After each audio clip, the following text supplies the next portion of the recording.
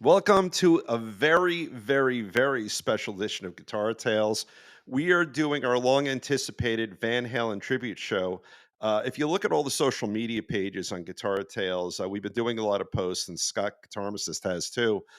Thousands and thousands, tens of thousands of views. People are really excited about this. We are too. Our virtual green room is filled with our guests. But a couple of things before I introduce our guests, and then Scott will, in his erstwhile fashion, pull them in. As we do every show, we want to thank Charles Larita of Mischief Studios, our sponsor of the show. He's over in Pennington, New Jersey. If you want to buy a guitar, fix a guitar, play a guitar, record your guitar, or learn guitar, go to Mischief Studios. They were from season one. Charles was on the show. Talented, great guy, and he's a great supporter of Guitar Tales. So that's that. Here's a cool announcement. From this point forward, literally popular demand, and I'm not just making that up. Scott's going to be co-hosting the shows with me. People are enjoying, I guess, the banter, and Scott brings some really special stuff to the fore. He's a working musician. He knows how to build guitars. He knows how to fix guitars. He's a great player himself. He's laughing. All right, I made part of that up, or I exaggerated. But we're excited because Scott and I, every time we talk, we say that's a show. So we realized that because we started this venture together almost 5 years ago, it makes so much sense for us to do it together. So why don't we pull Scott out? Hello, kids. There we go.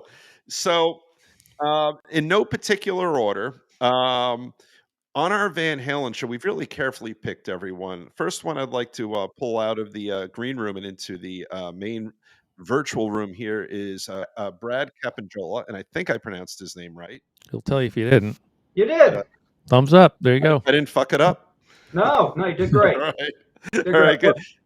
From Romeo Delight, he has been in a Van Halen tribute band that has literally been noted by many folks who do commentary as the best tribute band in the country, which means literally anywhere, doing Van Halen. So thank you so much for joining us. Thank you. Next on our list, and I heard a little beep. I think we have our secret guest in the green room too. I heard a beep, and that is a secret guest. Old friend of the show, great guest, great musician who has done his own phenomenal Van Halen bass shows, Joe Baracata. Joe, thank you also for joining us. What's up, guys? Thanks for having me on. We had such a great time with you. You did some performances that I specifically remember gave me goosebumps, literally, not figuratively. Thanks. Phenomenal stuff. And then the great Phil X. And Phil We is- really need to bring him on. no, we don't really like Phil. Sure, why not? Phil's a great guy. And- Phil's the kind of guy you want to have a beer with, as Tone King once said, and I wholeheartedly agree. Absolutely. I don't. He's- It doesn't look like coffee. he drinks beer. You don't have any Or stitch of coffee fat in the on you. Or coffee in the morning. We got to have coffee in the morning. You do. See, I Yeah. like this co-hosting thing. I could slurp my wine while Scott talks, so this is a good way to go. And just to be clear, because we have a big show, I have 2 bottles with me. Oh dear. He's gonna start slurping and 'Cause I know- slurring and slurping. With my Chardonnay, there was only 2 inches of wine left, so I thought, there we go. Doesn't that look pretty good? My wife got him drunk yesterday at his She house. did. That was We really drank great. $350 worth of wine last night. Wait, that doesn't sound right. My wife got him drunk yesterday. Yeah. Well, she's a wine connoisseur. Yes. A connoisseur of fine is. wine. I'm a connoisseur of Coors Light. So that's where I'm coming from. Now, Scott, before we say anything else, can you Yes. take a look in the green room? Did I hear our special guest arrive? Yes, except he's got a really busy name here. I'm going to shorten it up here. Okay, so Should while we- you're doing that, so this is a surprise, not just for the fans of Guitar Tales, but this is a surprise for our guests. And we were kind of playing around a little bit beforehand, and I heard someone throw out some initials which were not correct. But the gentleman we're about to pull in from the green room, literally, he's been on Guitar Tales before. He is a legend, a friend of Eddie Van Halen, a personal friend of Eddie Van Halen, and also best friends during their lifetime together with Johnny Cash. Any Very guesses? All right. So let's bring him in. Who is Alrighty. it? Who is it, Dave? It is the great, not the good, Henry Vaccaro. owner of Kramer guitar, current owner of Vaccaro guitar. I got goosebumps again talking about this. So he worked with Eddie. Look at the smiles on our panel. We know. Henry, If you know, you know, they say, right? that's right. Henry, thank you so much for joining us. My pleasure. So, Wow. yeah, I know the people are stunned. I have a And question. yeah, go, Phil. You got a No, question? no. Let's settle in first, and then we'll Yeah. we'll get it going. So Henry, my first guitar I ever owned was a Kramer guitar. I had the aluminum fork guitar, and I was so excited to get Henry on long before he was producing the guitars that really everyone later knew Kramer guitar for. It's exciting because he's actually bringing back aluminum neck guitars under Vaccaro guitars. It's very Right. exciting stuff. Which really look amazing Oh my God. and sound amazing too. He drove to my house once and showed me one of the necks. They're unbelievable. Yeah. But Scott, you have a question for Henry about the Kramer guitars that I know. Yeah, Henry helped us with. my dad is 83, and we were over there on Thanksgiving, and I remember a story from way back when. Being my dad was friends with a lot of the Bon Jovi guys. That Sambora, who's also a Kramer endorsing artist back in the day, told my dad that, hey, they got Eddie Van Halen as an endorsing artist, and everybody was very excited. It was really going to take the brand to the next level and everything. And then that Eddie wanted to have Kramer make the Frankenstrat, including the cigarette burns and the wires hanging out of it and all that stuff. And you guys said yes to a lot of things, but that's one thing you guys did not want to do, was recreate that guitar, mass produce that guitar. Is that true? Well, first of all, I wasn't involved in the day-to-day decisions at Kramer. I was not the brains behind the company. I was the money behind the company. Right. Okay, so those decisions were made internally with probably Dennis Berardi and Eddie and the guys in the factory. So I can attest to that. The All stuff I can attest to, I'll attest to. But they did mass produce, some kind of Van Halen guitar at some point, didn't they not? Yeah, different ones with the banana neck, with the yes. Yeah. So tell us, Henry, the story. I believe it's an airport story about how you guys connected. Wasn't there? You had a salesman who ran into one of Eddie's people. How the Eddie thing came about? Right. Yeah. It's crazy. Okay, Dennis Berardi, who was the president of the company, was in many ways a marketing genius. He could sell ice cream to the Eskimos and sell them ice in the winter. So he is on a plane ride to California to meet with the president of Guitar Centers. When the plane lands, he gets off and he sees a young man who's got a tour jacket on. It said Eddie Van Halen World Tour. So Dennis accidentally or on purpose meets a guy in the restroom and says, hey, were you on that tour? He says, I'm Eddie's guitar tech. 15 minutes later, they're at Eddie's house. And that's how this whole thing started. Wow. That's crazy. From a chance meeting on an airplane going to California for another reason. Wow. And at that time, we had just signed up. We were going to use a Rockinger tremolo. This is before Floyd Rose. Right. And then somehow Dennis saw the Floyd Rose and he said, wow, this is much better. And that's what he introduced Eddie to at first, was the Floyd Rose tremolo.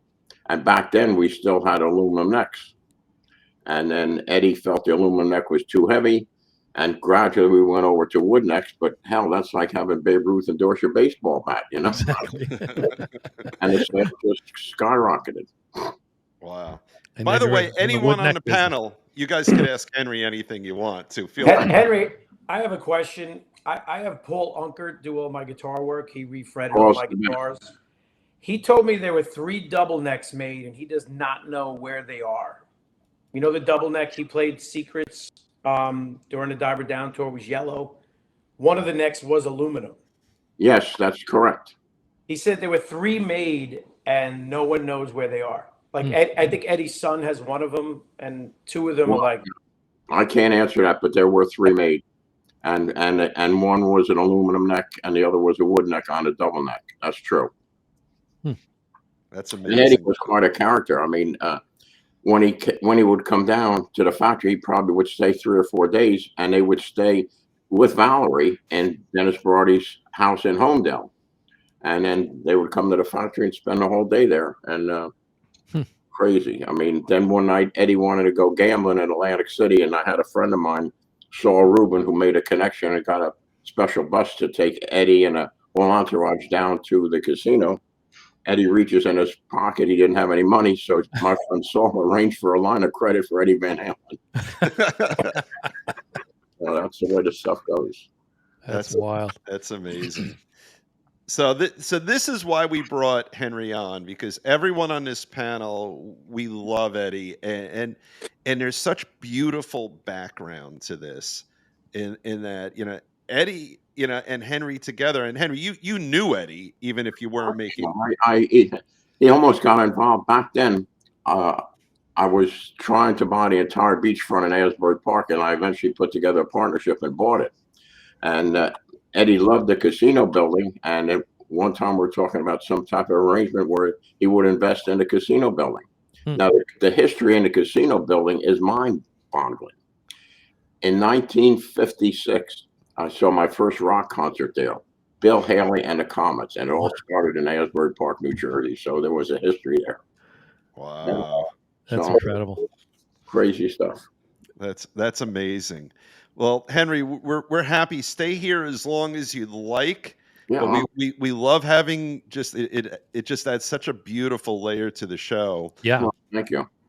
Yeah. So you know, oh, go on, Henry. All right, can I plug my new guitar? Hell Oh yeah. Okay. yeah. You haven't seen this. This, first of all, United States patent. Oh, Oh, all right. that's big news. That's bigger than the other news that I'm going to be the co-host of this stupid show. Okay. This is the new stock. Oh, That's cool. Okay, now what's incredible about this, you can unbolt it.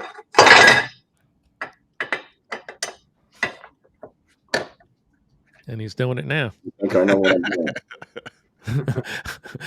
Get out the power tools. how was that, Scott? Right off. So you can have any headstock you want. Oh, the headstock, not just the neck. Ah. No, the headstock. And the final design of this headstock is going to have built right in here, the Floyd Rose nut is going to be made as part of the aluminum headstock. So then the only thing on top of it is the locking device on it. Right. And we're in the final stages of all this R&D work, and it's going to be pretty amazing because a lot of people didn't like the V headstock. Okay, I did. it turned some people off. Okay, but now you can have any headstock. So the new company, we're going to have the V headstock updated. We're going to have this for the shredder guitar, and then we're going to have one that hits the country market. So Wow. You are bringing back the V though, or the tuning? absolutely, and we're working on right now. This is crazy, Bill. We're working with the Jonas Brothers, and they designed the new V-neck to their liking. So we should have that coming out pretty soon. But what's incredible, you know, again, this is the back. It's aluminum, and then the wood casing just snaps on. Wow. And this has no structural value. All it does is give you the warmth feel of the wood. The structure is naturally in the headstock and in the extrusion. So here's my question, because some people think an aluminum neck would be heavier. Aluminium. Wood, but wouldn't it be lighter than wood? No, the way that we've got this design now, it's compatible to any wood neck out there. Okay, that's what I'm saying. Well, so it would be the same. Okay. Okay, so Is it ever heavier? we're hollowing out the back of it. Oh, okay. Okay. Got And it.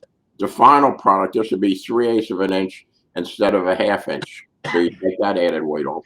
And then we're going to use lightweight tuners. So the weight is now going to be the same, but you get this great sound, and the sound just resonates. So I would assume an aluminum neck doesn't need a truss rod, or it does? no, it doesn't need a truss rod. Doesn't need a truss rod. Yeah, that's a good. It's pro and cons, whether we're going in there or not, only because some people want a truss rod. Okay, I used to leave my guitar in my van for like 15 years. I still use it. It's like a cheap Squire. And it would stay in my van, and Paul Unkert couldn't believe it stayed in tune. It would stay in my van if it was 120 degrees or 120 below degrees, and I would just go. I mean, we just doing cover stuff, no Van Halen stuff. The thing never went out of tune. I just couldn't believe it. Well, there's something else. Truss rods. I guess it had a good truss rod. No, there's something else we're experimenting with too. Is a carbon fiber rod, which is lighter than a truss rod and gives absolute rigidity. So, anyway, it's something different, and one of these days maybe I'll learn to play the guitar. I don't know. That's the most amazing thing. Here's a guy who's so involved with guitars and stuff doesn't even play. That's astonishing. It's amazing. It's amazing. But I just love that business and the hype that goes with it, and my son and my grandson are going to be involved, and yeah, I'm still doing crazy shit. I'm doing a Johnny Cash audio book. What? Yes, and I'm going to have. Hopefully, I talked to John Carter yesterday, and we're looking at his cousin Thomas Gabriel to narrate the book. But in this book, you will hear my voice commenting on the different chapters in the book and how they affected my life. Wow. But then, when I mention a song like my first Johnny Cash song was "The Ways of a Woman in Love," you're going to hear the song in the book. But it goes one step further. Johnny Cash was roasted in Memphis, Tennessee, in 1986, and I was one of the roasters. Waylon was the master of ceremony, so you're going to hear Waylon's voice, you're going to hear Johnny's voice, and you're going to hear Chris Christopherson dedicating a song to Johnny that's never been heard before, all in the book. Beautiful stuff. Look forward to that. Beautiful. Fantastic. So hang out if you'd like. We'd love to keep you on the panel, and let's start really digging in to Van Halen. And Scott and I talked about it. We're going to be open about it. As we all know, Van Halen can mean the band, or Van Halen can mean Eddie, and it could also mean Alex. Right. Let's start with you, Phil. Just give us a little hint. Did you talk a little bit about how the first time Eddie's playing influenced you? Wow. Okay. So, I mean, it's like anybody else, right? I was a kid.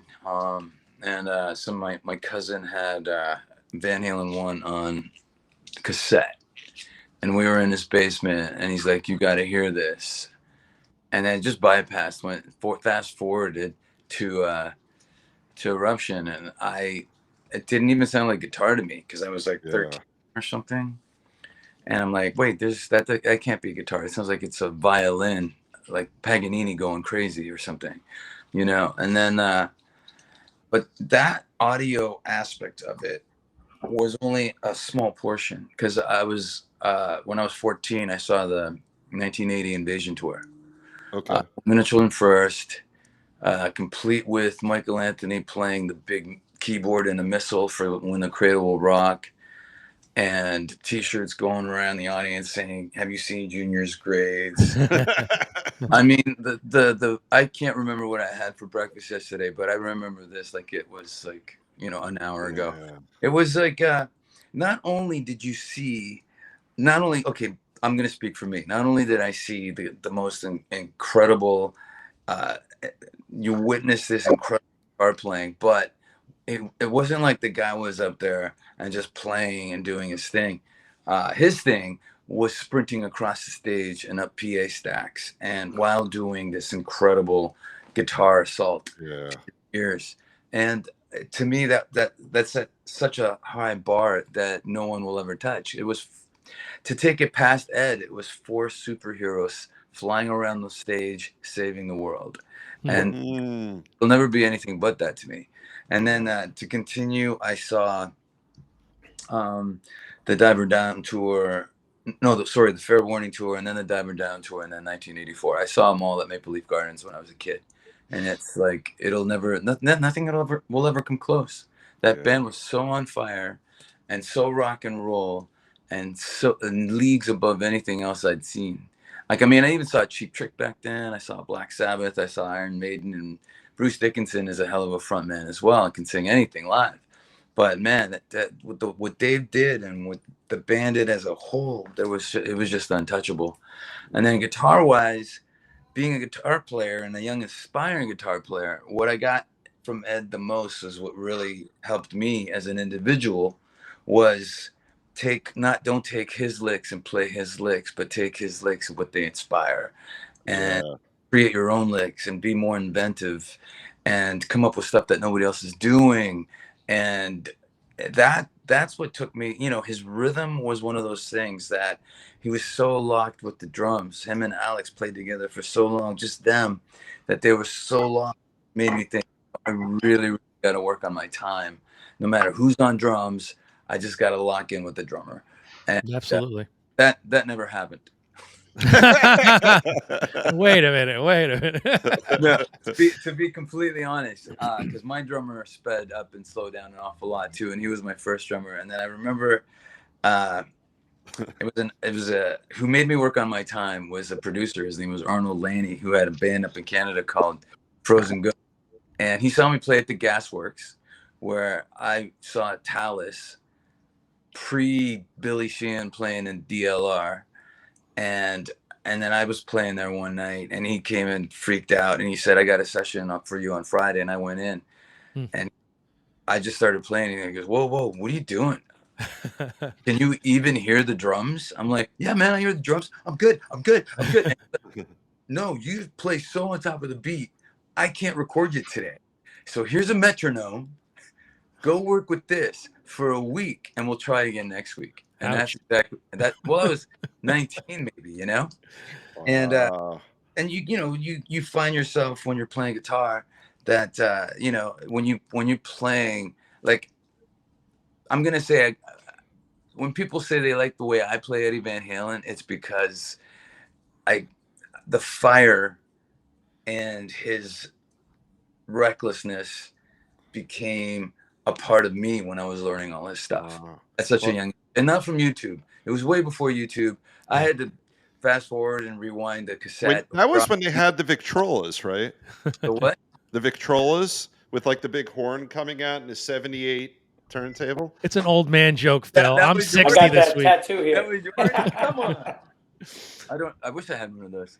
But those are the elements that became a part of my playing, and even when I was my own stuff, it was that kind of thing that made me, I guess, stand out.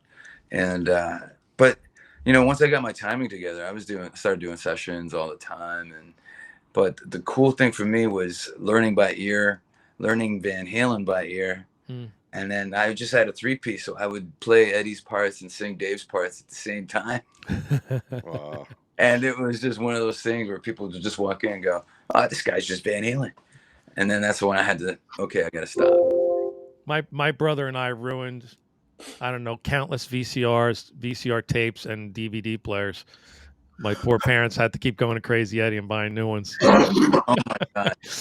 When we got Live Without a Net on VHS, we destroyed the VCR in our house, because you can't pause VCR tape for too long; it really screws up the head.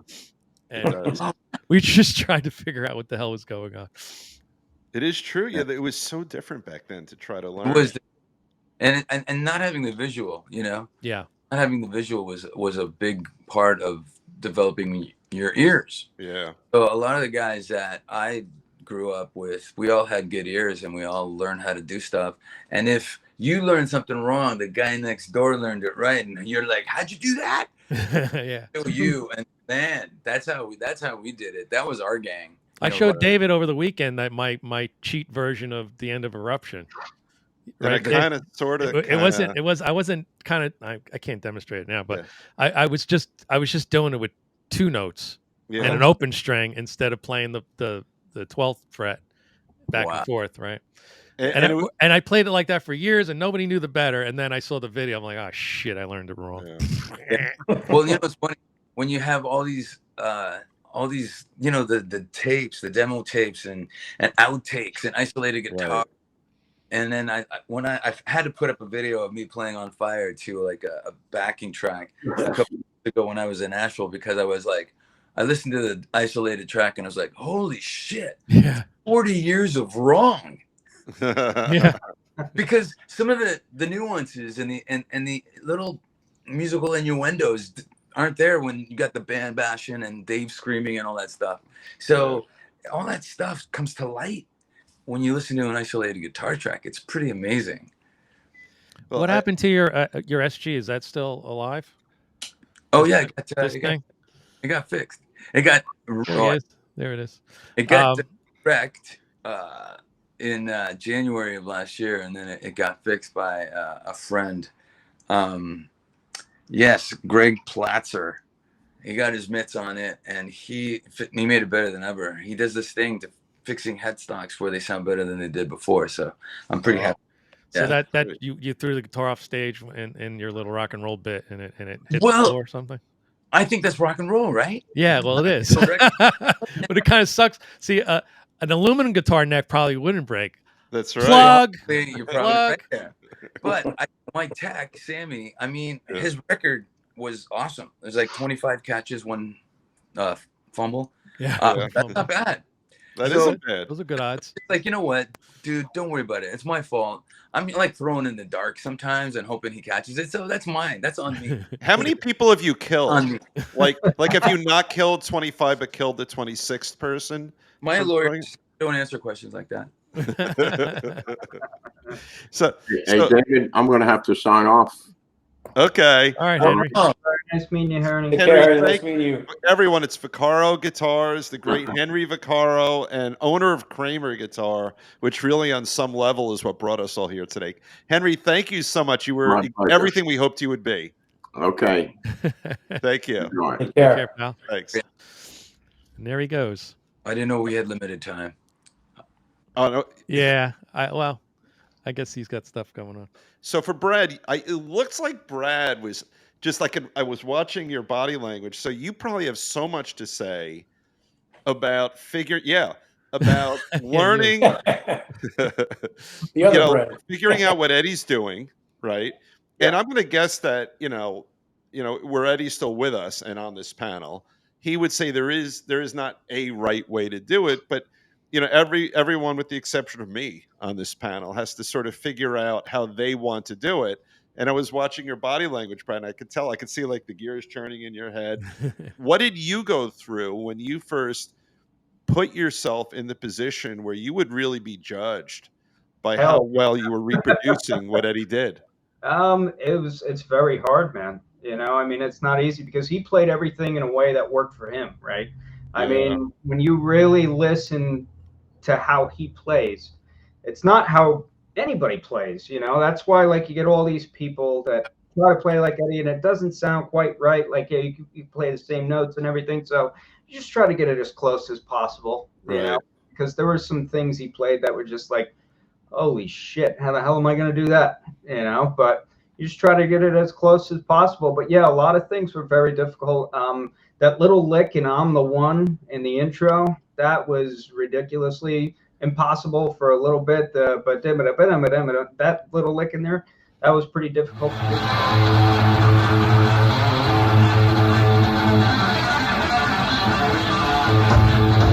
But yeah, man, it took a long time. It took a long time, but luckily, just kind of figured out a way to play it to where it's good as I mean, it's never going to be exact because I'm not Eddie Van Halen, but right. Even Ed never played anything exact. No, I was saying when I was learning the Unchained solo, which is very simple, but it's not simple to play it behind that wacky track. Exactly. You cannot find a live video of Eddie playing that solo because I think he winged it. Yeah. Totally. Really? So, Brad, I would ask you, because you do it all the time, if you do that song, is that, to me, some of Eddie's simplest solos are his hardest solos. To get right with a band, it's almost impossible.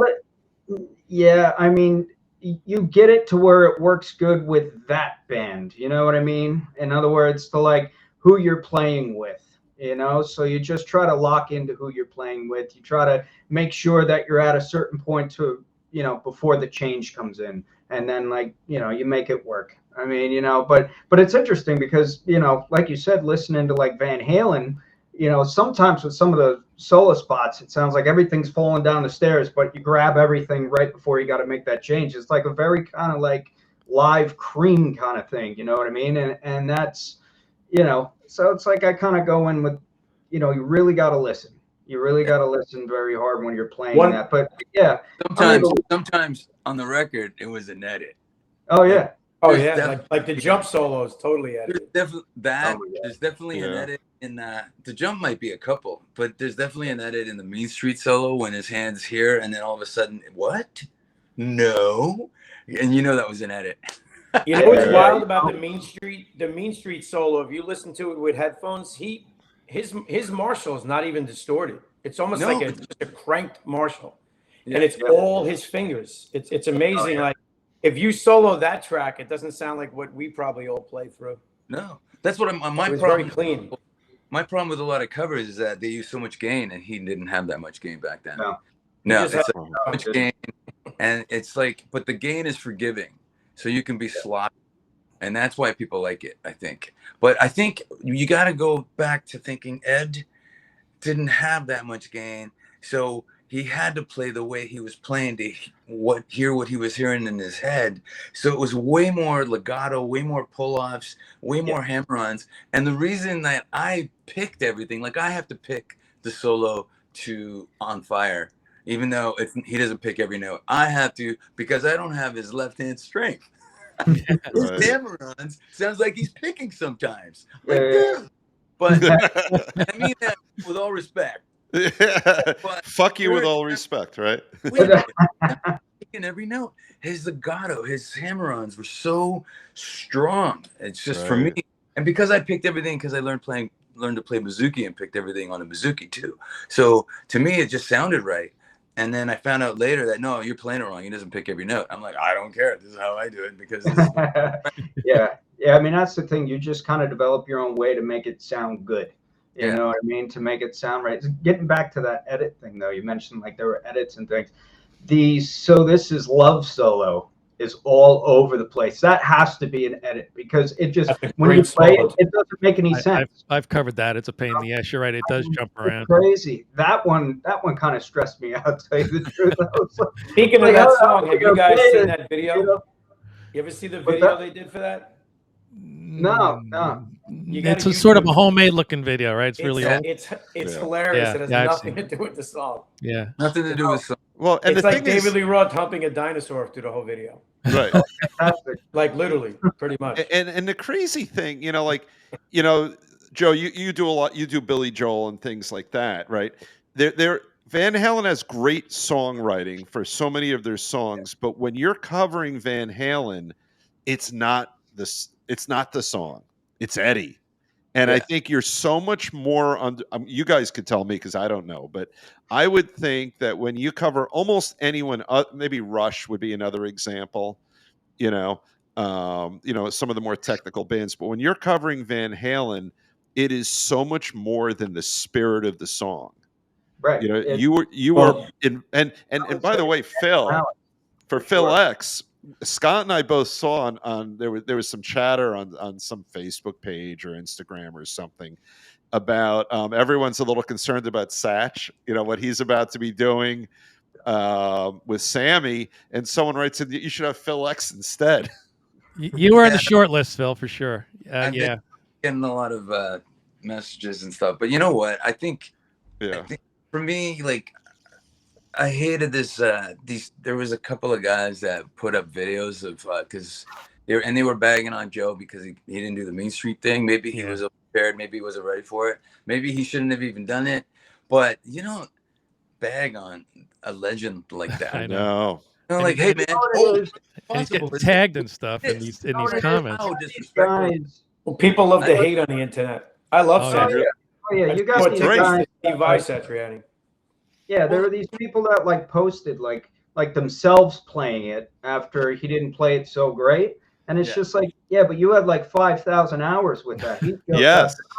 He's got way more other things to worry about than you do, pal. Man, who's got a career? I think Phil, you're right. I think he just out of nowhere had to do it, and he probably didn't learn it yet. You know what? Well, the question was, what's the hardest Van Halen lick or whatever that you ever came across? And clearly, that is difficult for people. I had an easier time with it because I have I started off as a drummer like Mr. Baracata, and I have some piano playing skills. So the rhythm of it for me wasn't as difficult as figuring out where to put my fingers, right? Right. But for other standard guitar players that took lessons, and Eddie was sort of a self-taught guy just doing his own thing. Right. And it's really like way out of the box. Whenever you learn a Van Halen song, you go, whoa, what the hell? How did he come up with that? But see what you're saying then about this, it came to you more naturally. Yeah, a little bit because of the timing. Van Halen lick. Yeah, I think that's the coolest guitar thing ever created. Right, it's a different. Especially like Phil, like I was 10 years old or 9 years old when that album came out, so I really don't remember. But I did ask people, like my friends that are a little older, and they're like, before YouTube, no one knew what the hell he was doing. No, we heard this noise and we're like what the hell? Stuff. Yeah. What is going on? And then once you finally get a lot of the Van Halen songs down, he comes out with the power drill. And I'm like, that's it. I'm quitting guitar. Are you kidding me? Yeah. He's putting a power drill in a solo. Hey Brad, I had a question for you. Like I am a drummer first, and believe it or not, I knew every Van Halen song on drums. I started playing guitar at about 15. That's when I took lessons from Ron Blumenthal, who's Bumblefoot. And but I noticed putting this Van Halen thing together, there's and it's no disrespect to Eddie Van Halen. It's actually, there's so many guitar players that can do Eddie good. There's not many drummers that can even touch Alex Van Halen. Thank you. So do you guys have a tough time? Like, listen, I'm not saying I'm this great drummer, but the last Freehold show we were doing, I was more excited to play drums. But Rocco, my friend Rocco, he's from Staten Island. He tours with Ace Frehley. I don't know. Rocco. Oh, yeah. A Monticello, I think is his name. He was supposed to play guitar, and I was supposed to play drums. And I remember, like, I can't imagine how Brad feels, because as much as I love Eddie Van Halen, I looked out in the crowd. Everyone had Van Halen shirts on, and I was like, holy shit, like, we better really fucking nail this shit now. And it's like the whole show, it's more nerve-wracking for me to play Eddie than to play Alex. I don't know why. Yeah. Because Eddie's so, like, technically perfect. Alex, you just got to get his feel, which a lot of drummers, I grew up on Van Halen playing drums, so. Wow. Yeah. So for the group assembled, I'm going to let Scott do the introduction. We have another surprise guest. It's actually, I'd forgotten that this fellow is going to join us tonight. So we'll bring him on and let him introduce himself. I see he's got a beautiful Christmas tree there. Yo. Good evening, bud. How you doing? How you doing? How's it going? What's happening? How's it going? Very good. So, Brad, you want to introduce, or Bud, you want to introduce yourself so everybody knows who you are? Yeah, I am the lead singer for Brad's band, Romeo Delight. My band. But he doesn't say that in private. Brad's band. So he's playing the part of Dave, pretty much. Yeah, well, look at all. Or Sammy, or a little bit of both. For you guys, so. So wait, you guys do Hagar era as well? We do just a couple Hagar songs, but it's primarily Dave because that's what everybody wants, mostly. Yeah. I mean, and it's funny too. We're talking about drummers and we're talking about this. It's like I said when I saw my first concert, it was the whole, it was the band, It was. like off. And I don't, and like I said before, I'll never forget it. But one of the coolest things for me, being a guy that got to, being in a mega band that plays in arenas. And say, John Douglas, who's teching for Tico last year and teched for Alex for like 20 years. I would show up early at Bon Jovi concerts. I mean, at Bon Jovi sound checks before the band got there, and we would jam Van Halen in an arena. Wow. That's cool, man. That is very cool. I saw a video of that. It's awesome. And you got a chance to play with Mike Anthony, right?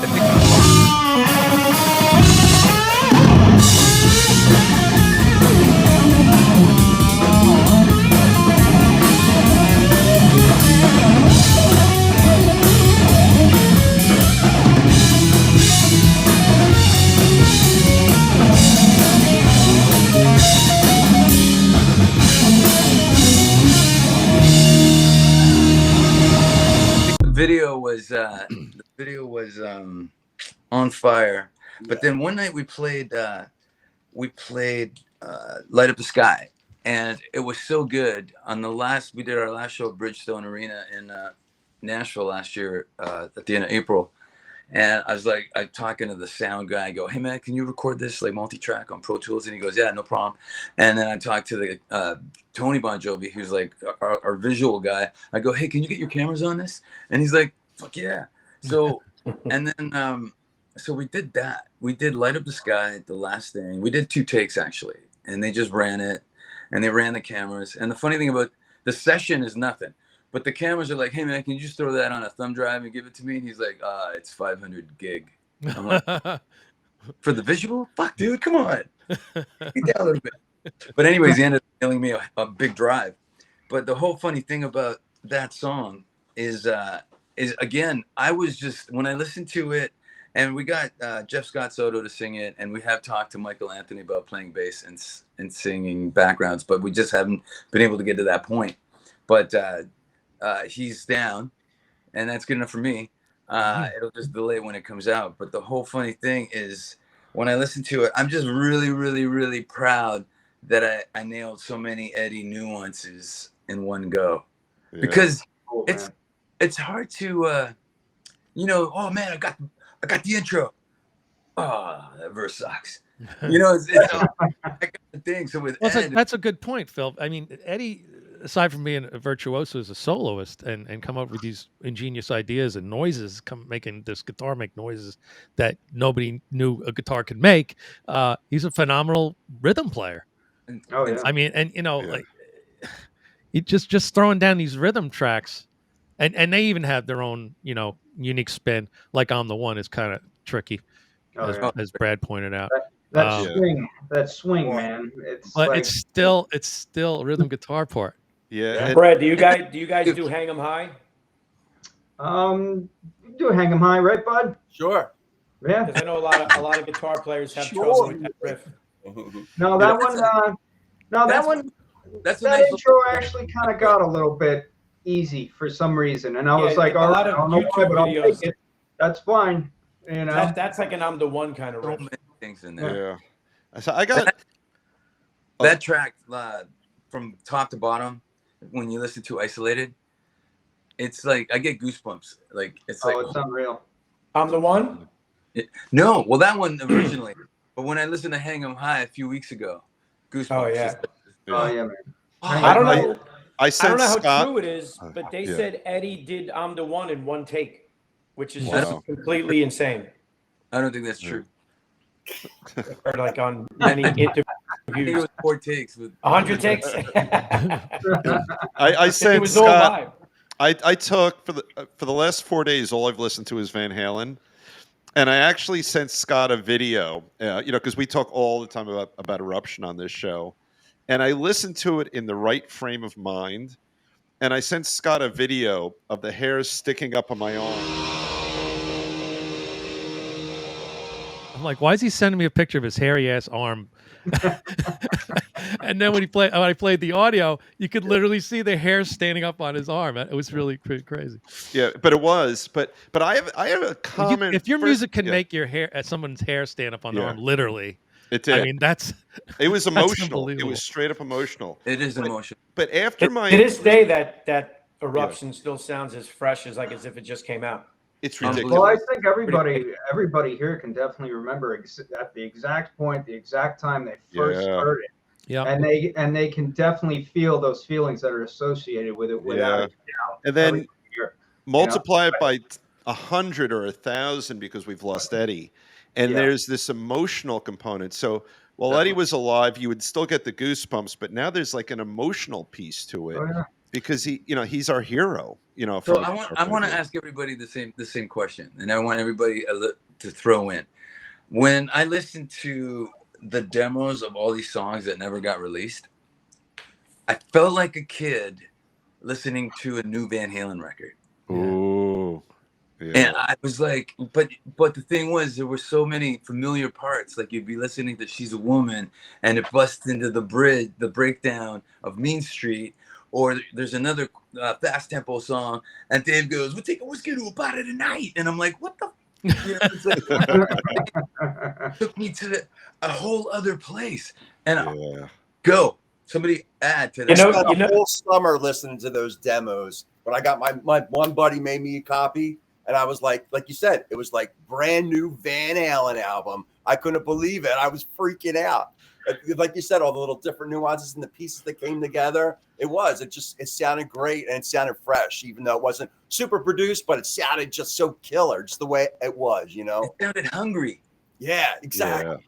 Yeah. I was in college at the college radio station, and well, you know, we had records back then because, you know, I'm old, and they had the original Van Halen record in their arsenal of records they had there, and it was already a few years old. It came out in what, 78, I guess, and I guess I was at the radio station in the early 80s, but it was still sort of kind of fresh. And my radio show was playing alternate cuts instead of hits. That was my college radio show. So I pulled the record out. Very familiar with the record. There's tons and tons of writing on it from all the DJs over the years. Listen to this track. Listen to that. Listen to Eruption. Blah, blah. It was so much fun to read all the handwriting from all the DJs of all the that ever heard the song for the first time, and their comments about each song, which was fantastic. Wow. And that was really cool. Phil, what I hear the most when I listen to those demos, I mean, you're right. It sounds totally raw and it has that energy, but you can see what a genius Ted Templeton was.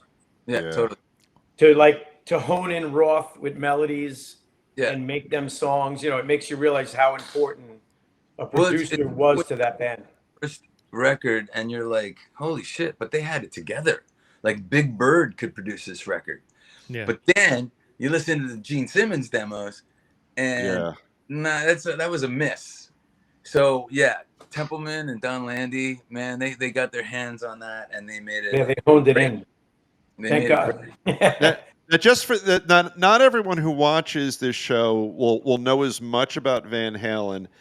Someone take the reins and tell us, because we know it. We've talked about it on the show, the Gene Simmons piece of it, because we all know it, but not everyone will, about how Gene Simmons really was the catalyst for their success. Any of you guys know the full story? I sort of know. You know, Brad? Yeah, he went down and saw them that one night, and and he said there wasn't that many people in the room, but they still played like they were on fire, and they put out like 100%, like they were playing an arena. And he said, I know, like Ted Templeman, the first time he saw him, he said it was kind of like falling in love with a girl. He said, I fell in love with his guitar playing. I romanticized about him and the way he played. And it was like one of the best musicians he had ever seen in his whole entire life. And that's, you know, that's it. So that was it is. Thank you. Yeah, it's such a great story. There were maybe 2 or 3 people watching them play. And then, but Gene's there, and that's all that really mattered. We wouldn't be here right now if Gene hadn't seen them play. The funny thing is, it actually pissed off Paul Stanley. Yep. Yeah, Billy Coyne, I didn't know that. Yeah, I was just going to say, I remember Paul Stanley's point of view because I read his book, and he was like, and Gene disappeared, and then all of a sudden he was producing Van Halen, and he took shots on them, and like Paul got really pissed off, you know. And then Kiss's management predicted that Van Halen would never take off. That's fun. Gene lost his; he couldn't keep his fingers in it. Yeah. Let's talk a little bit about Van Halen, the innovator. You know, with his inventions and stuff. We're all familiar with the D-tuner, right? Which we really can't live without now. I have it on a lot of my guitars. As a cover band guy, you always got to jump from a drop D to an E all the time. But what I came across, which I didn't know, but I've seen pictures of it, is this little platform thing that puts the guitar straight like this. Yeah, the 1984 tour. Sort of like a so you could like a bookshelf for a guitar, but it holds the guitar straight out, and so you can play it like a piano kind of. He has a patent on that. But they never produced it. No, you got a patent on the Drop to Hell as well, but they never really did a mass produce on that either. I think it drops a string to like a low B or something like that instead of a D tuner, something like that. It was on As Is on the Different Kind of Truth album. That was like the Drop to Hell, but they never really made that either. But interesting. Yeah, you know what I was thinking that I don't think people give Eddie enough credit for, and maybe I'm wrong. That Fair Warning album was so heavy, and I didn't know until I tried to learn it, like Sinner's Swing and What Dirty Movies. There's so much drop D on that album that it's so Oh, yeah. fucking heavy. Like when I was a drummer and I first heard Unchained, that gung gung gung gung, that 8th note kick drum, I was like, what the fuck is that? I didn't know what it was. But I think Van Halen is not, especially Eddie, they're not. Think how many like Pantera and metal bands took that drop D, because I was in a metal band at one point and every chord was one finger. We used to drop the C. Yeah. But Eddie was like the beginning of that. Am I wrong, Phil? I don't know who else did that. Actually, it was actually C sharp.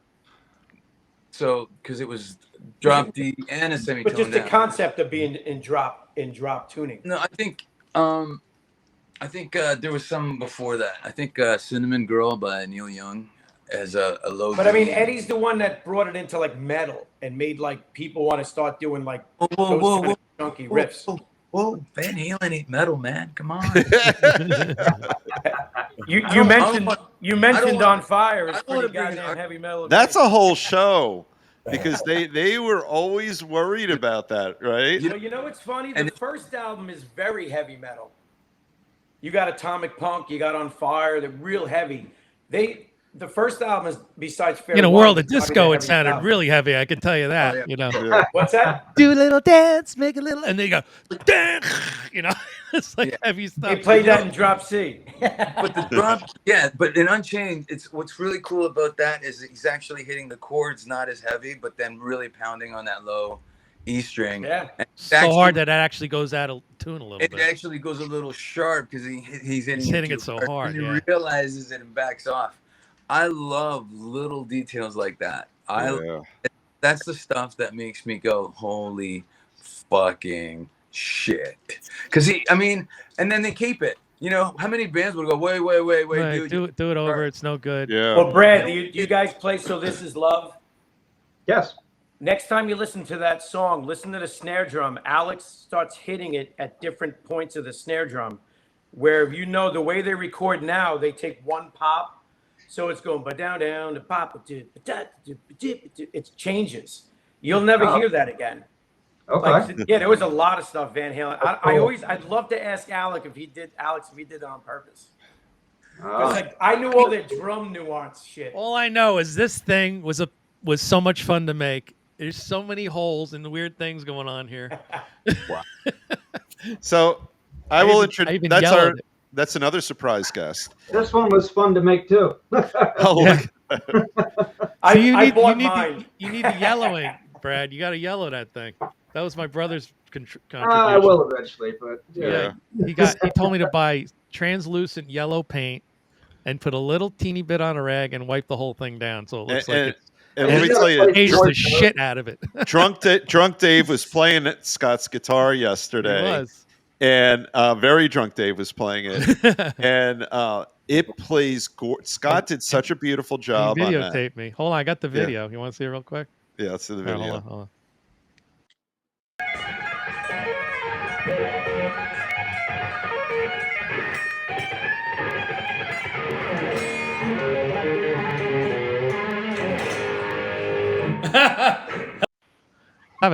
That's great. Sorry, he caught me in the act.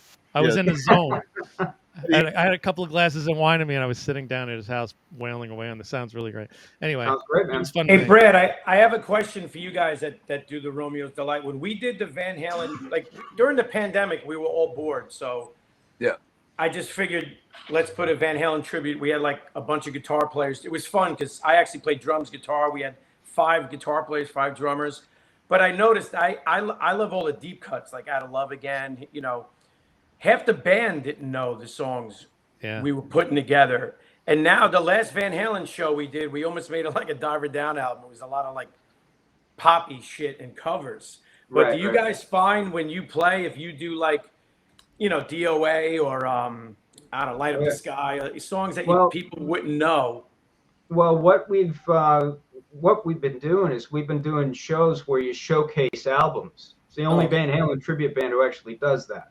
We actually showcase albums, which is pretty cool. So we'll play Van Halen 1 start to finish, and then second intermission, and then second. What's the hardest album to play so far?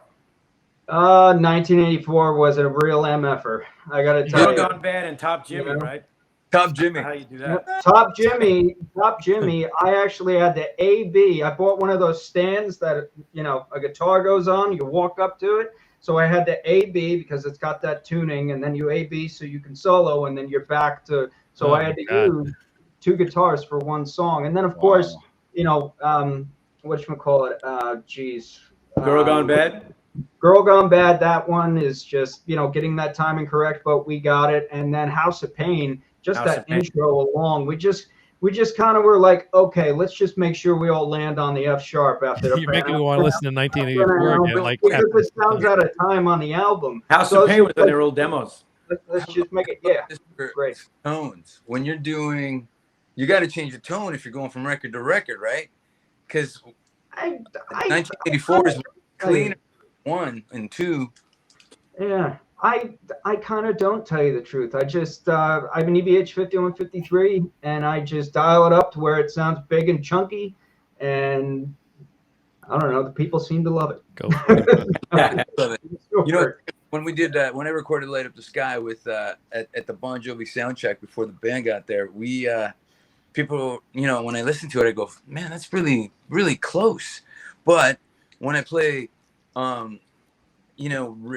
for instance, Raise Your Hands, that's close too. It's almost like it's the approach of the playing. And this is what I learned. I had to learn Jump to play, because I never had a keyboard player. So I didn't learn Jump until July to play it in Indonesia.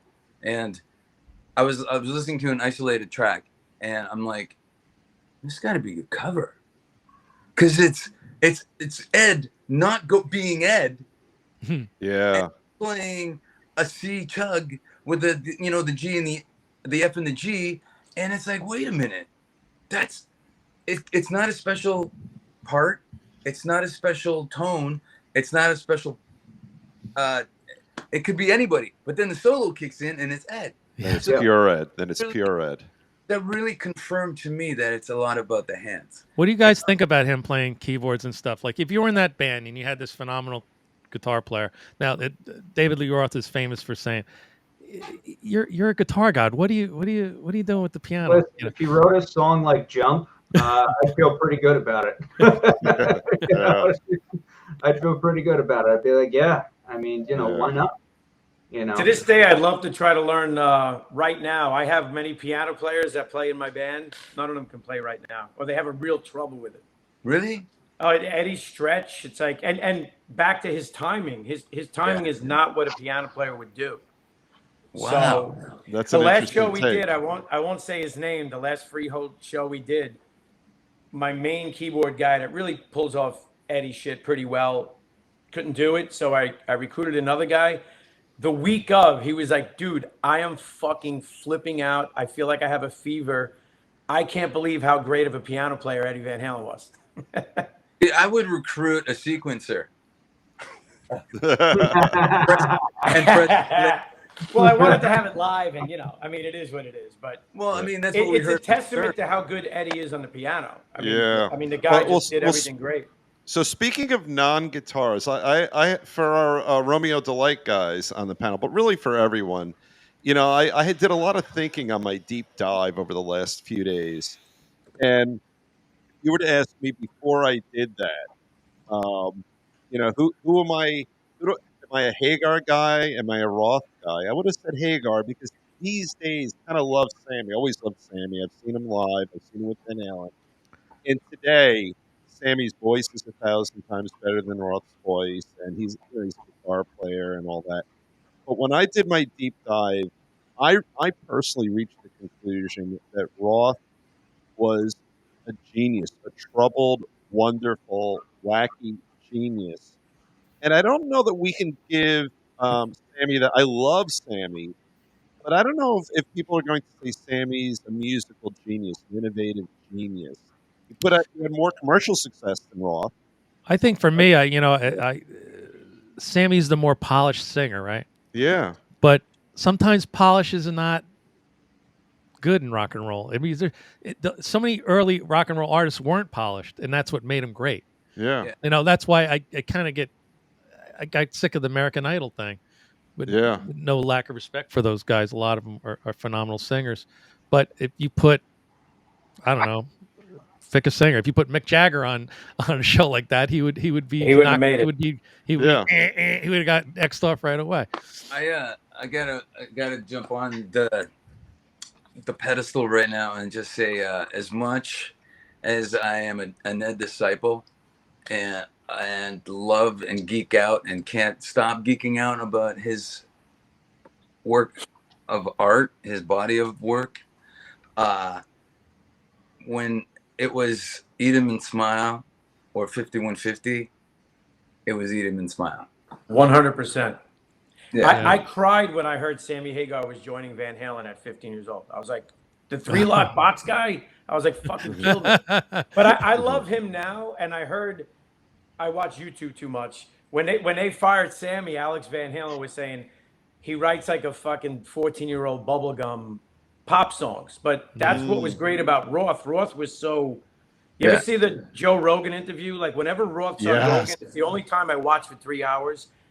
As nutty as he is, he's just so goddamn interesting. Yeah. Like, what rock star would be an EMT in his 40s? It's insane. Yeah. It's Well, nuts. I got lucky last year when I was talking to Michael Anthony, and he was like, hey, what songs do you want to do at the fundraiser coming up? Because Sammy's going to be there. Do you want to play any Sammy? And I'm like, well, because we were going to do we did Ain't Talking About Love, and Michael sang it. And then it's funny because I'm like, so am I singing your harmony? He goes, no, I'm singing lead and I'm singing my harmony. You're the boss, dude. And then I go, I got to be honest, man, I don't know any Sammy Halen. And he's like, no, it's cool, man. Let's do Rock Candy. I'm like, I was like, I learned that when I was 13. And that was like, okay. And that night was so amazing because Sammy was just... Scott, we have a picture of those two playing together, right? Yeah. I do. Look at this. I'll say this: the first 3 Sammy albums, Eddie had some amazing guitar on those albums. Oh, look at that! Look at that! I stole that right off the video. Freeze frame. Okay, well, you're talking about 5150. 5150 is my least favorite album of all time, but OU812 and the Fuck album were great. I really got into those albums. I love the tone. When OU812 came out, I bought my one and only Marshall 800 that my friend gave back to me. Thank God, it's worth like $4,000. He's like, don't sell it. But I remember I ran into Vernon Reed, and he was digging my playing. I was like, holy shit, there goes the guy from Living Color. But once I hit an open chord on that Marshall, I go, that's all Eddie uses. Yeah. Because remember, I was getting back to it. Wasn't that over distorted? It made me practice clean for a long time. Exactly. So you can't because you're right. The more gain, listen at this point. Like Brad, when I'm doing my Van Halen shows, fuck it, I get a little extra gain. There's no one in the crowd anymore like this, So any little help I can get, the better. But I got you. That has other aspects in life too, because I'd be in the studio and recording a solo for somebody's record, and then the engineer would go, sounds like you need more gain. And I'd be like, wait, before we get more gain, let me just adjust these guys to double it to the amp, So I would do that. I would I would pick lighter, because when you hit a tone like that really hard, it tends to fart. So I'd kind of back off the picking, hit it a little less, and just make sure the hands are tight. And he goes, hey, what'd you do? I go, oh, I just played different. And he's like, oh, okay. And it works. But that's the thing with Ed, when you really learn that you can't have all that gain to hide everything. Right. To me, we could vote on this. I'd rather see somebody play less accurate and be full of fire and attitude and recklessness than to hear somebody play it accurate with no fire. Yeah, like you mean my feel, video like clip. fire's like feel. Yeah. Did you guys ever hear the Ted Nugent story? You had to hear that one, right? Yeah, of course. Do you guys know that one? Tell it. No, I want to hear it. I think it's the coolest story. And when I used to take lessons from Bumblefoot, he used to play an Ibanez Roadstar for $200, and that dude can fucking slam, So it always made me think it is in your fingers. It's not your amp, it's not your guitar. But Eddie Van Halen said when he came on the scene, Ted Nugent was the big gun at the time, and Ted swore it was his amp, and Eddie just said, like in the article, so I grabbed Ted's guitar, I played, sounded like me. He goes, when Ted went to play Eddie's guitar, I guess Eddie just had it so fucking loud and radical. He said Ted Nugent couldn't control it. He's like, it's all in. So everyone's different, you know. Everyone has their own. I heard it that Ted plugged into Ed's rig and just sounded like Ted. Right. Yeah. Well, yeah, of course. Like, but he's saying he couldn't control the craziness of it. Right. So almost like you're getting into a hot rod that you can't. You know, you've got that 0.9 seconds 0 to 60 kind of. If you notice, the louder your amp and the higher your, like getting those harmonics, you need a certain kind of like push from your amp if you're not going to use a lot of gain. Right. That's how Eddie got those harmonics so clean, because he was so fucking loud. He had the Variac where you heard that story where he bought like an English amp, and that's when he realized. But being that his amp was just so goddamn raging, like you said, like a hot rod, he knows how to control it, and like but it gives him that clean like tapping sound. I notice if I have too much gain and I go to do like the little taps and push come to shove, they don't come out. There's too much going on. How many people on this panel own double live Gonzo? What's that? How many people on the panel own double live Gonzo? I feel bad to say I don't even know what that is. Is that Nugent? I saved $14 for that double album back in the day.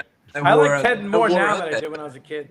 Yeah. I wore it out. Ted Nugent was my guy before Ed, like right before. Like, so when I was 11, I was dropping the needle on double live Gonzo, and I saw him a bunch of times at Maple Leaf Gardens, and it's really cool because I got to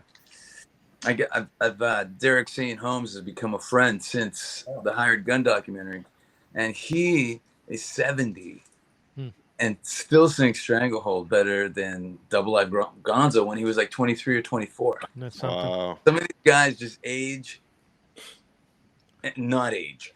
Right. It's amazing. I saw them on the Kiss farewell tour in 2000 with the original members and everything. He opened up for Kiss. It was in Hershey Park. It was awesome. Yeah. It was amazing. It was amazing. He was very mad at Janet Reno that night, but it was great. It was awesome. Rage is good for rock and roll, though, no matter where it comes from, politically or otherwise. Yeah. Guys, I gotta say something extremely unheavy metal and rock and roll. I gotta bail. I have to talk to a wedding couple. That gig. How unmetal is there that? We go. That's all right. It's all good. It's all part of it. Their wedding song is, a Van Halen song. Why can't this be? When it's love, I'll try to convince them. That's right. That's right. Great meeting all you guys. It was really a pleasure. Thank you so much. Thank you so much, guys. Thank you. Take care. Bye, man. Bye, Joe. Oh, now we can see the Van Halen background. Yeah, we can. Oh. So all right. So here's another sort of topic, and we've been hitting the fringes of this, and actually Joe talked a lot about it. The incredible rhythm section of Michael and Alex. Yes. How did that help Eddie? Because when I'm listening, I'm happiest when Eddie's not playing a lead. I'm happiest when he's playing rhythm with those guys. It's insane. It's fat. It's mean. It's heavy. Out of Love Again. Yeah. Alex is ridiculous on that. And obviously, Michael's in his pocket. And it just created an incredible canvas for Ed to do. I feel like that Ed and Alec used to kind of just sort of go in a room and jam for hours and come up with stuff without a bass player, and then they put the bass in and then lock it in that way. How was that, Scott? The crazy thing is something just came out. It was Eddie Van Halen and Alex Van Halen jamming War Pigs in 74 or something. And Ed singing. I don't know if you guys heard that. It's online. No. Well, I'll be know what to look up after the show's and people are like, that's not Ed. It doesn't sound like Ed. I'm like, well, you've only been playing for a year. Shut up. Is that Alex, as a young drummer, is fucking locked. Oh yeah. Like, oh my God, he's so on. And that's really, really that Eddie. Eddie started as a drummer, if I recall, when they were kids, That's right? correct. He fought with Alex, but and they switched. Yep. Yeah, I don't think he played that much. But so he had some. He had some rhythm. A lot of guitar players don't have the rhythm. They just don't have. Yeah, it. but they played with their dad in jazz bands. Mm-hmm. So I think a lot of rhythm and the bounce. Right. Yeah. The bounce and the swing came from that for sure. Real. Yeah, absolutely. I think Alex is one of the most underrated drummers. Like you should, not that you don't hear about him, but like you should hear about him more because he really like. Yeah. There's not a lot of drummers out there for me, anyways. I mean, this is to my ears that you hear and you go, "Oh wow, that's this person, that's that person." There's a lot of drummers out there. A lot of drummers sound the same. Dude, but like I think like there's drummers like Alex. It's Alex when Alex is playing. It's Ginger Baker when you hear Ginger Baker. Yeah. So on and so forth. Like there's certain drummers like that. I just don't think he gets the credit. Like he should get more than he already got. I think it's because he's in a band with Eddie, right? Yeah. Well, you get right. Yeah. I hated the electronic drums that he had though for a couple of songs. They were terrible.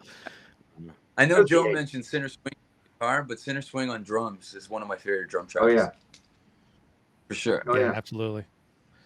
And then in a world of Bonhams and Neil Pearts and stuff, you don't hear his name mentioned enough. That's true. He doesn't come up in the conversation. He probably should. I was just as ultimate huge drumming heroes. Think about it's very, very popular, so it's not an obscure track, but Hot for Teacher. Oh yeah, dude. I mean, to listen, now we take it for granted because it's in a good way an overplayed song, but the first time any one of us heard that drum intro. Right. I was thinking to myself, where are they going with this? This is like really crazy, busy drumming. How are they going to play this? And then he comes with that lick, and I'm like, oh my god! Now that sounds like the culmination of just the two of them messing around in a studio somewhere, and they just came up with this little ditty, and then they made a whole song out of it. Yeah, I think Alex's snare drum is very iconic. I think the snare drum sound is very like. Wow, when I hear that snare, it's the old Ludwig LM something 402 or whatever. It's probably the wrong model number. But, my brother has that snare drum because he's a drummer and he gets it to sound like Alex's. And it's just. Well, that snare is a magical snare. Yeah, I know exactly the one you're talking about. Yeah. I think Diver Down is when he really nailed it. Yeah. I think the snare on Diver Down is like, oh my god. Oh, yeah, absolutely. And everything just derives from that, and then put Michael in there. I mean, we haven't even talked about for Bud, what Michael's harmonies did for Dave, and then later Sammy.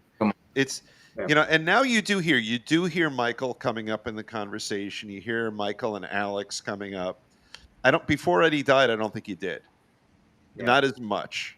I think everyone thought they were really good, but now I think definitely unappreciated members of the band. Yeah, I'm gonna say something about Michael Anthony right now. Yeah. Like when I went to that fundraiser that I played, and he played all night, and he played with the band that was there, the house band, and John Five was there, so they got up. He got up and they played some Motley Crue, and they went in to kickstart my heart. Like, oh. This is what Motley Crue sounds with a great bass player. Not to be a dick. Not to be a dick. Yeah, I feel you. Yeah.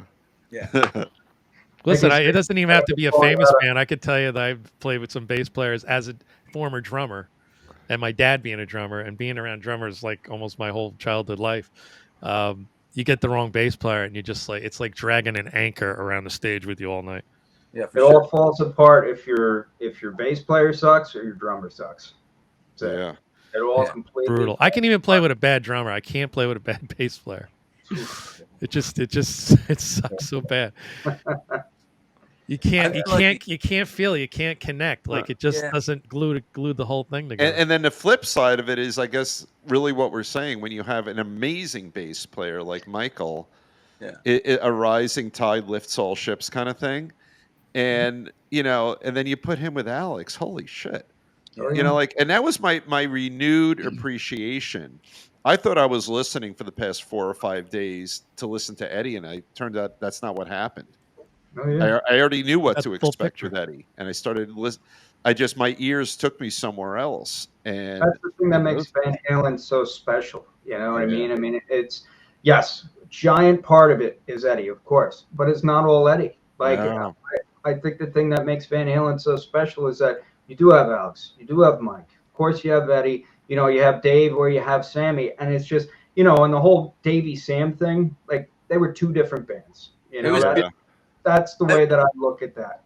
You I know, wish they didn't keep the name Van Halen when they got Sammy in the band, because to me it wasn't Van Halen. But yeah, you know what? I think Yeah. you know what makes great spark? Friction. that's true. And Dave and Ed were like this, oh The yeah, whole time, and on yeah. 50, Sam and Dave were like this. Wait, what was that, Phil? Can you show us? No, what's the Rockmore, man? Come on.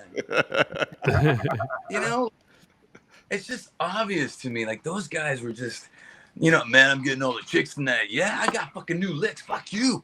Right. Well, look at Pete and Roger. Pete and Roger got in fistfights. You know. Oh yeah. And you're right. That's a really good point for that creative, artistic energy. I mean, what is drama, right? Exactly. Drama is friction. Friction is drama.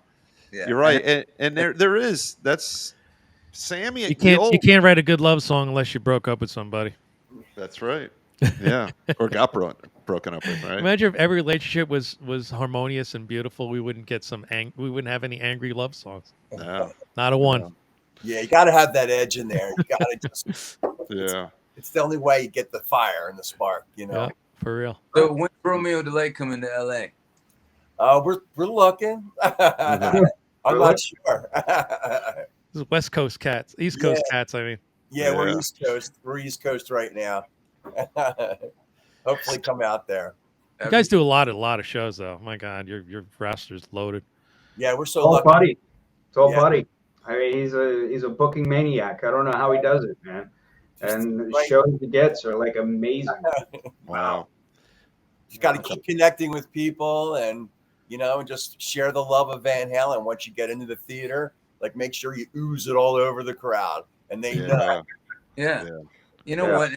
It's like whether you're doing a tribute like you guys are, or whether you're just doing your own thing. I learned from Van Halen to, you know, go on stage, and I'm a fan, right? So I go to see bands, and I know what I want to see on stage. So that's what I exude when I get on stage. Right. Yeah. Whether I'm, you know, playing a cover set for at a party or somewhere, or whether I'm just rocking the you know, the fuck out with my band, the Drills, I just know where it's gonna go and what's gotta happen. And that's when, you know, you in the finale, I'm gonna get abducted by a spaceship and watch me throw the guitar into the audience, or like, oh, what's happening right now, dude? You got too loud. One of Dad's band amendments, right, Dave? That's it's right. the difference between playing and performing. That's right. And what happened? It's like, well, I think that's rock and roll, man. It becomes a part of you, and you become a part of it, and it's something that if you always know what you're doing, and you're always just you're not in the moment, you're thinking and all that stuff. That's not rock and roll, man. No. Rock, It's but all four of you guys play for your audience by being true to yourselves. You know, well, I think that's important too. You have to be true to your. Sure. Yeah, But I've seen it. We talked when we had you on the show. That's what you do. You were as authentic as they come. Because I mean, you know what? I can tell by just talking to you guys that it's not just the tribute thing. It's literally taking it somewhere. You know. Yeah. And that's what it needs to be. We're all inspired by it, but I think. Well, I mean, Brad's in a different situation. I mean, he's expected to cover the King as close as he can get. I'm not expected to do that, but I do take pointers as far as the performance goes. You can't stand there like a stone, and be great on the guitar. I like almost similar to what you said before. You could be kind of a shitty guitar player, me, and jump around the stage, and people remember the show and have a good time at the show. They're not Yeah. bored out of their mind. Right. I think if you could do it all, if you can go out there and put out all that energy and keep your performance, like I know for me, like I really want to bring those melodies with a lot of breath and open air and fullness to it, so people can hear the clarity and really the way that Roth wrote those melodies, and the way that Eddie wrote all that music. You really want to bring it. You just want to create that richness to the best you can, the best of your ability. You know, tons of energy, but real open and clean. I love. And as far as jumping around stage, bud, you must be a maniac if you're going to pull off all those David Lee Roth moves. Bending your back. If I bent my back like that, I'd collapse. I don't even tie my shoes anymore. It's like you're doing cardio the whole time. It's great. Yeah, you lifts and jumps and shit. Yeah. Oh man, I almost broke my ass up in where were we? Where's the Riviera Theater? Oh, in New York. Yeah, Buffalo, New York, up there. I did a scissor kick off a freaking drum riser. I almost broke my ass. I just went into it. I was like, all right. It looked good on the video. Yeah, it looked all right in the video, but like the landing, I was like, oh shit. it was not wild. the jump, it's the landing. Yeah. Oh, absolutely. But yeah, I did it. It was a lot more frightening than I thought it would be. I have one jump per show. That's it. That's all they'll let me do at age 60 is one jump. And I tell you what, off of a freaking drum riser, it was like it was a lot higher than I thought it would be. Holy shit! Never fell off the stage yet, though. Yet. Oh yeah. That day may come, but I fell off the stage. Man. So how do we find Romeo? How do we find you? If you look, you got to go to VanHalenTributeBand.com. Yeah. All our stuff is on there. All of it. Yeah, I'm gonna cover your face, guys, but there's a QR code for Romeo Delight that'll take you to the website. Actually, the name of the actual website is VanHalenTributeBand.com. Wow. Pretty awesome. It is. That's a good URL to own. I know. Very good. That's very good. We are lucky. And Phil, you were omnipresent, but where do we find you? There's his little QR code. Look at his official website. No, don't do that. That's under construction. Is it? Better not be. Dude, that needs work. Actually, Well, tell us where we should go instead then. I mean, everything that I talk about, everything that I do is all on Instagram, and that's PhilX1111. I just feel like everybody goes there, and I mean, I tried TikTok for a bit. Man, if you don't put content up all the time, it becomes this dormant thing. And Dad, when I'm home, I'm with the kids. I'm Dad. I hardly play when I'm at home, to be honest. But it's like my fan club is amazing. So the official PhilX fan club website. They are great, yeah. It's amazing. I follow you guys on Instagram. They're like, hey, you confirm that you played on these new records? And I'm like, yes. Like, thanks for doing that, because I don't. They're awesome. They became part of our little family after we had you on the first time, and they were sharing our stuff, and we were sharing their stuff, and one of the things I try to do is cross communicate with everybody else's fan base, including our own. Yeah. And now Romeo Delight will be part of that club, and we'll be sharing their stuff and tour dates and whatnot. Awesome. Thank you. Scott, where do we find you? Oh, Smoking Jackets. We're still playing around here in the Jersey Shore. We have a big Christmas show coming up in December. We have a couple of new bits. I think it's at Bar A, in Bar Anticipation in Lake Como, in Belmar. Okay. Yeah, I don't know. Jersey. I know in Jersey somewhere on 14, 15, 16. Anything going on? I think our show is early December. I think. Oh, is that when you're in Jersey? And we're bringing a friend's another band's horn section with us. They're going to play with us. Friend Zone is the name of that band, and we're stealing their horn section. So we're going to do Christmas songs with horns and all that stuff. So I won't have to play the kazoo for Born to Run this time. I played a sax solo on kazoo for Born to Run, and it always gets a lot of laughs. You have to sing that into the kazoo, and it sucks because that sax solo is like way up there. That's great. People think I'm just blowing. No, I'm not blowing into it. I'm singing into it. But we have a couple of more bits. We're gonna.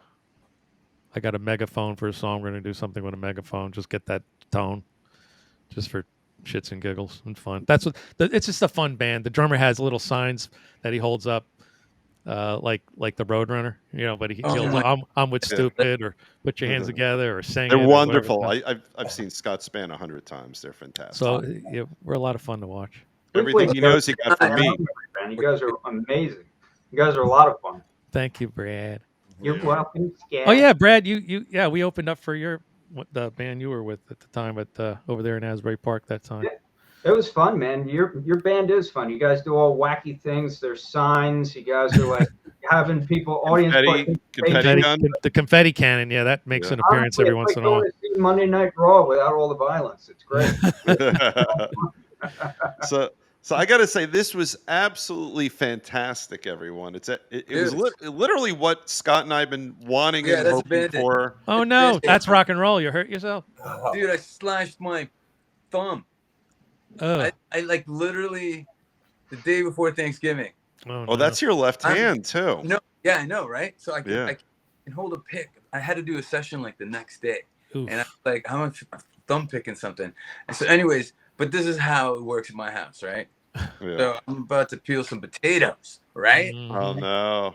Washing the new peeler, and it falls out of my hand, and I go to grab it with this hand, and I actually grab it by the blade. I didn't mean. They are sharp, those things. And I didn't know it was gonna go under my hand, my thumb, like going into a turkey. Oof. And I was like, and my wife's like, "You just did that so you wouldn't have to peel potatoes," and I'm like. Hello, do you know how I bring home the bacon? These hands are wait, in the Rock and Roll Hall of Fame. I'm just kidding. Are you okay? Jesus Christ! I'm like, you just saved yourself. I did the smarter thing. I got a flu shot like a couple days before Thanksgiving and just pretended I was sick. Oh, perfect. Nicely done. Perfect. Meanwhile, I'm a pharmacist, and she's like, "You're full of shit. You're not sick." Yeah. Get in there and start peeling potatoes. Now she's gonna see the video. She's gonna be like, "Oh, so you pretended?" That's right. I came clean. Well, we're actually having my wife on another show. We're going to talk about what the wives have to go through or spouses have to go through when you're a band wife or a band husband or whatever. Oh man, that's tough. And all the different things you have to put up with, not being home and loud practices at home and groupies and helping load equipment and all kinds of stuff. She can't wait to get on camera and tell everybody. Yeah, it'll be a good one. Oh my god! So that's an upcoming. Dude, this has been a lot of fun. I appreciate it. I love geeking out on Eddie Van Halen, and music and all that stuff. And I do think I call myself, me and my group of friends. It's getting larger, disciples of Ed. But I'm also an Eddie Van Halen asshole because. When people send me stuff like, dude, check this guy out, he's doing this. And I'm like, it's not good enough. And it's not that it's not good enough. Like I said earlier, it could be articulate and it could be accurate. But if there's no piss and vinegar, I don't No, you need that. You have to have that. Dude, wait. Here's a video of this girl. She's 14 and she nails eruption. You got to watch it. I'm like, you do a backflip. And then I don't care. Yeah, I'm a dick when it comes to that. I really am. Years ago, this brings me my little story I meant to tell tonight. My dad when I was in college, and being friends with Tico and stuff. He got invited to different things that we were like, what happened? So I'm in college and I come home from college and my father goes, I'm exhausted. I go, what happened? He goes, oh, I went to Les Paul's 70th birthday party last night. And we're like, right. Yeah. So my brother and I are like hanging on every word. So who you were there? Well, I was hanging out with Rick Derringer most of the night, and this and that, and we met Les Paul, and there was another guy, Steve Vai or somebody. He was good, and then this guy Eddie Van Halen was there, and he was an asshole. Eddie Van Halen. Oh I don't know if I'm supposed to tell this story, but I heard a great one. Van Halen was opening up for Bon Jovi in Europe years and years and years ago. Tico and Ed were playing pool, and both pretty out of it. Right. And when Tico wasn't looking, Ed would drop balls into pockets.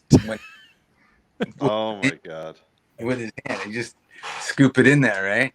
And then Tico turned around and caught him and pinned him against the wall by the neck. Oh dear. And David Bryan runs over and goes, Tico, don't kill Eddie. That's a good Well, he was story. cheating. Maybe that was Eddie Van Halen and not Eddie Van Halen. That's true. Yeah, you know, And His maybe evil, That's what happened. his evil twin. Yeah. That's pretty. Come on. Yeah. Good Oh, stuff. God. Well, wow. this has been beyond fantastic. I got to figure out how everyone. to end this show, David. What's that? I'm now the co-host. I have to think about all this technical shit behind the scenes. All right, you want me to just? I'll work the crowd for a little bit while you do that. You ready? Thanks for having us, guys. It was amazing. Brad and Yeah, Bud, thank- nice guys. It was And great thanks meeting you for too, Phil. stories. Yeah, And, you guys are great, Bud and Brad and Phil. geeking out. I don't even have any jokes for the crowd right now. You ready, Scott? We could. Our next show is about technology affecting the music business with our good friend Mooch from Big Bang Baby, who's very outspoken, He might have an Very- opinion or two. very full of rage, and doesn't like even iPads. He hates monitors with words on them. He hates AI. He hates auto tune. He hates Very temper full of amps. rage. I love We're gonna do an hour with him on Wednesday night, and he's gonna be full of piss and vinegar, and that should be Yeah, another fun. That's show. gonna be. That's great. Yeah, we're taping that just in a couple of days. Yeah. Yeah, And have fun So- with that. yeah. All That's right. gonna be a lot of Enjoy fun. the rage. So let's see. Let's end the show with. Why don't we just end the show with Phil? Yeah, Since he let's do did the a Phil bumper. spot. We'll do Yeah, the you Phil guys, if you ever want to do a bumper for the show, here's how you do one. bumper. Have Yeah. a good night, everybody. Thank you guys so much. This is great. And it's Phil X, and you're watching Guitar Tales with Dave Cohen.